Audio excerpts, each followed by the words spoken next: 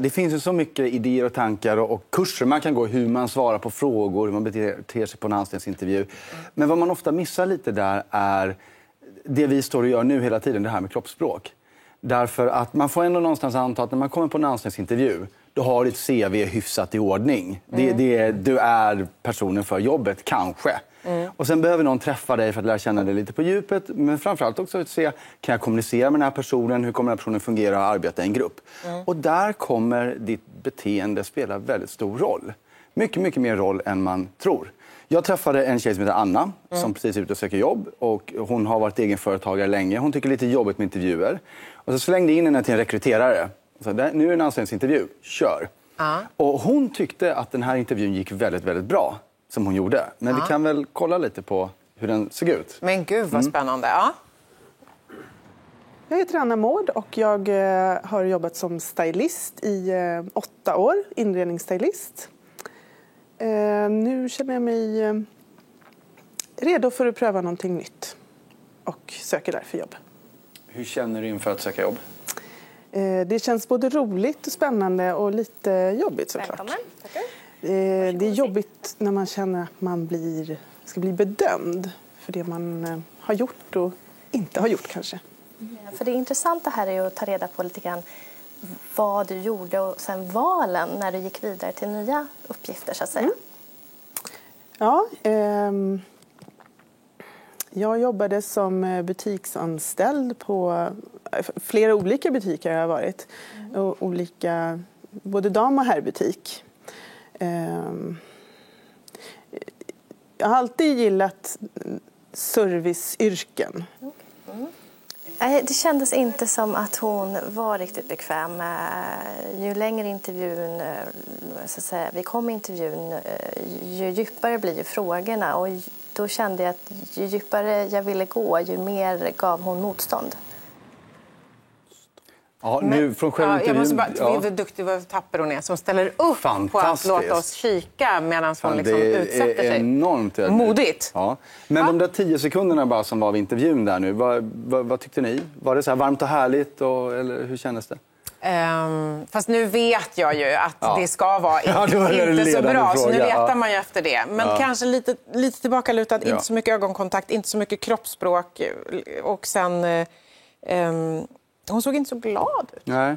Och vad som händer är att jag menar, man kan ju ha det beteendet oavsett om man är glad eller inte. Men vad som händer när man, speciellt i den här situationen, det är ju att om du ska kunna jobba med någon så måste man vara överens om att vi förstår varandra, vi pratar samma språk. Om du bara kan prata kroatiska och jag inte kan kroatiska, vi kommer inte kunna jobba ihop. Och det är lite samma sak med när man pratar varandras kroppsspråk eller inte. Någon som har ett helt annat beteendemönster än dig själv känner man att jag förstår det inte riktigt, jag vet hur du tänker, jag kan inte riktigt ha förtroende eller lita på dig.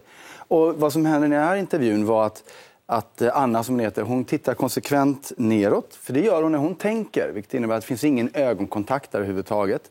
Vi hade en rekryterare som gjorde det du gör nu till. Hon nickar väldigt mycket när hon lyssnar och pratar, som för att bekräfta jag förstår dig, jag hör dig, ser dig. Anna däremot har ett annat beteende, hon skakar på huvudet när hon pratar.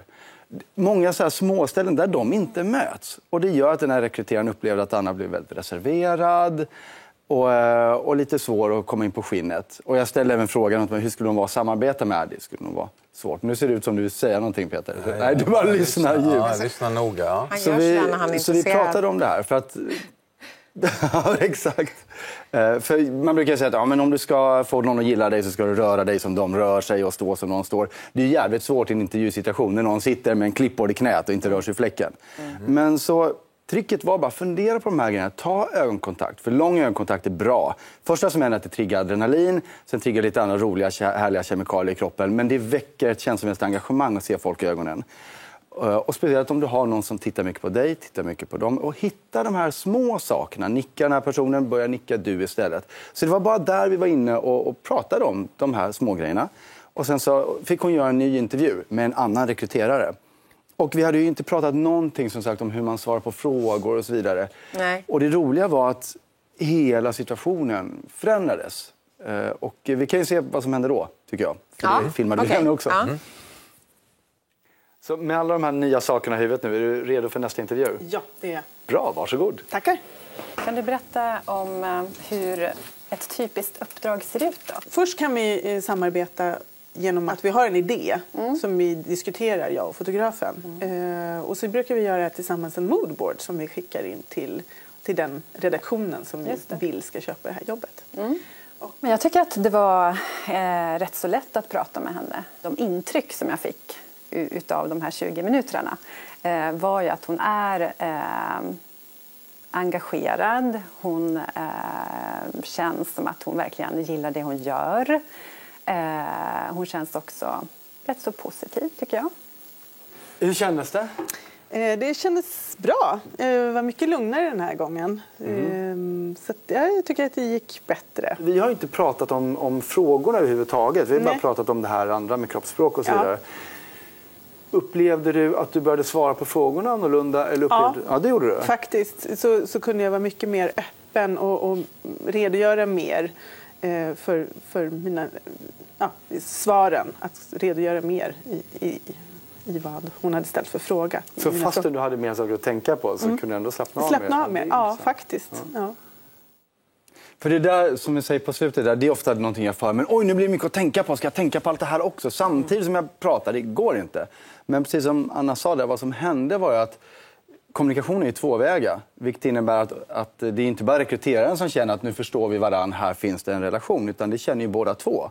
Vilket skapar ett öppnare, tryggare, lugnare klimat för henne att öppna upp sig, bjuda på sig själv.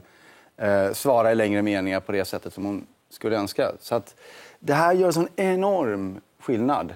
Och sen då om man skulle lägga på allt annat som man kan göra förstås, kanske bli duktig på att svara på frågor och så vidare. Men det börjar med det här. Det börjar med hur vi står, hur vi tittar på varandra. För det handlar ju om, ska vi tycka om varandra eller inte? Det är ju i slutändan det allting handlar om. Jag har så många frågor här nu. Så att, men kör! Men om man ska vara taktiskt och strategisk, för det är ändå det vi försöker lära oss nu. Hur ska vi bete oss i en anställningsintervju? Hur strategisk ska man vara när jag kommer in till dig då? Det här med, för man måste ju observera saker. Vem är du? För att jag ska in i ditt tempo och vara som du är. Där ser du nu att jag försöker med händerna så här hela tiden. Just det. Ja, men hur strategisk ska man vara, eller ska man bara vara sig själv? Alltså, jag tycker nog att man behöver anstränga sig lite där. För om man går in, jag ska bara vara mig själv, som Anna gjorde i första intervjun. Ja, nu råkar hon vara en människa som bara tittar ner i marken och skakar på huvudet. Och möter hon en liknande, då kanske det funkar. Men nu gjorde hon inte det, och då behöver man vara uppmärksam på det. Så det bästa är nog att inte tänka på mig. Inte tänka på att nu ska jag ändra på mig, utan jag bara ser dig. Hur är du? Jaha, du är den här typen. Ja, men då pratar jag ditt språk. Eftersom det är jag som nu är medveten om det här, så blir det min uppgift att korrigera, att vara den som byter språk om det behövs. Så att jag tycker nog att man ska lägga märke till. Ja, exakt. Ja, bra. Då sätter jag en bock där. Jag tänker på mig själv, för vissa dagar kan jag ha ett ganska stort flöde av saker som händer i huvudet och som hoppar ut hela tiden.